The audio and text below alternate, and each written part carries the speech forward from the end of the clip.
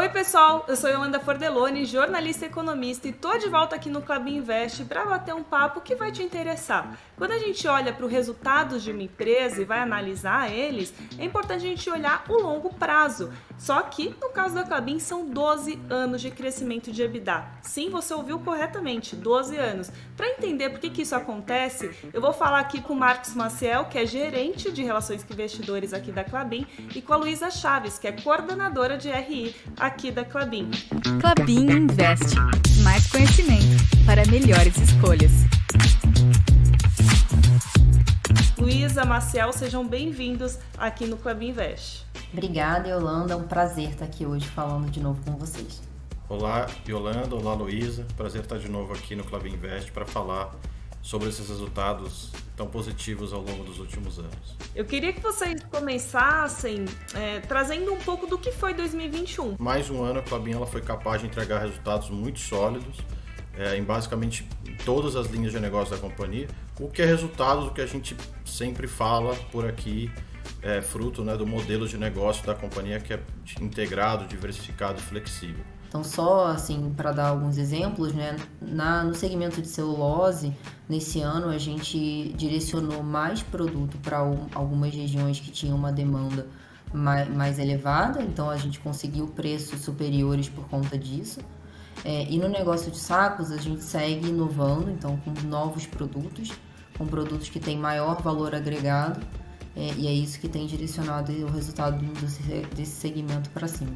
Então, assim, só alguns exemplos de como a gente consegue atingir resultados positivos em diferentes situações. E a gente já vai entrar em mais exemplos, em mais cases recentes, em projetos recentes que a Klabin tocou ao longo de 2021, mas antes eu queria que vocês fizessem uma linha do tempo, porque na abertura aqui da nossa conversa, eu comentei, né, são 12 anos de resultados resilientes e esse é o tema dessa conversa de hoje.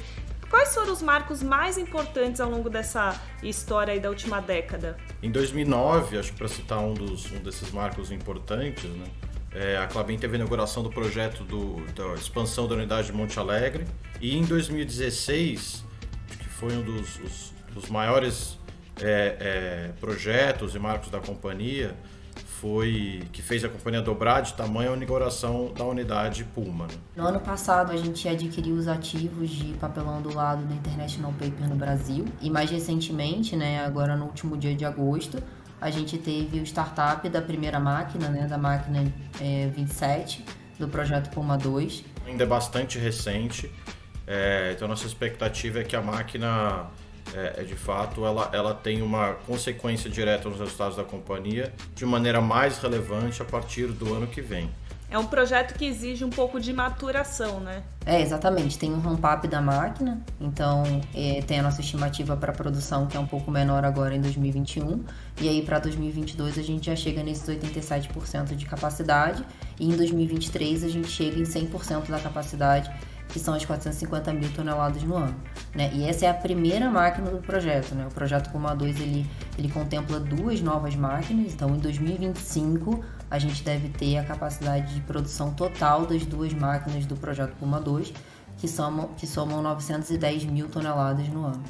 Quando a gente olha para o resultado da Klabin, aí eu estou falando do balanço especificamente, um dos principais números que o mercado costuma acompanhar é o EBITDA, que é o lucro antes, né, de impostos, enfim. Teve um crescimento de 56% no terceiro trimestre, quando a gente olha o terceiro trimestre de 2020, ou seja, um ano antes. E a que se deve esse crescimento, a que se deve esse resultado tão positivo? A gente tem sempre que lembrar que as vendas da Klabin são direcionadas para segmentos da economia que são muito resilientes, né? Então, só para dar um exemplo, a gente tem mais de 60% das nossas vendas destinadas ao mercado alimentício, né? Alimentos e bebidas. Além disso, a gente tem produtos cujo destino final é produção de papel higiênico, fraldas, enfim, entre outros setores que têm uma resiliência muito grande de demanda. Então, acho que isso ajuda a explicar também o porquê da resiliência de resultados da Klabin e porquê em 2021 isso não foi diferente, dada essa nossa exposição a mercados que enfim, são bastante estáveis mesmo em períodos de certa turbulência. E olhando para o lado financeiro do balanço, a gente sabe que o projeto Puma 2 exige um investimento alto da Klabin, ainda exige muito investimento, mas ao mesmo tempo vocês estão pagando dividendo, estão reduzindo a alavancagem. Como é que a conta fecha nesse sentido? É verdade, Yolanda. Então a gente ainda está no meio, na verdade, desse ciclo de investimento do projeto Puma 2 e a gente já começou essa trajetória de desalavancagem. Então a gente atingiu o pico de alavancagem ali no final do ano passado, início desse ano, e de lá para cá a gente já começou a reduzir a alavancagem da empresa. Isso porque a gente está tendo uma geração de caixa bastante elevada nesse momento. Então hoje, quando a gente olha a nossa alavancagem, a gente já está no mesmo patamar de quando a gente anunciou o projeto Puma 2 lá atrás, em abril de 2019. Acho que para trazer ainda mais segurança e transparência e previsibilidade para os nossos acionistas e para os nossos credores, a gente tem sempre que lembrar que a Klabin ela tem políticas, né, tanto de endividamento financeiro quanto de dividendos, que definem de maneira muito clara qual é o nosso alvo, né, tanto de alavancagem quanto de como funciona a nossa prática de distribuição de proventos, né? Então, com isso, né, quem analisa a Klabin consegue ter uma grande assertividade em como a companhia ela vai se comportar, enfim, ao longo, né, dos próximos anos em relação às suas práticas, né, financeiras, de endividamento, de liquidez e também de distribuição de dividendos. Quando a gente olha até a história aqui do Klabin Invest, um tema que sempre permeia todas as conversas que eu tenho aqui no Klabin Invest no YouTube, todas as conversas do podcast, é sustentabilidade. Eu sei que teve novidade, teve reconhecimento, mas eu não vou dar spoiler. Eu queria que você, Luísa, contasse pra gente quais foram as novidades dos últimos tempos. A gente foi reconhecido recentemente pelo Dow Jones, então a gente renovou a participação na carteira global e de mercados emergentes do Dow Jones. Mais recentemente, a gente integrou pela 9ª vez consecutiva o índice, que é o índice de sustentabilidade empresarial da B3.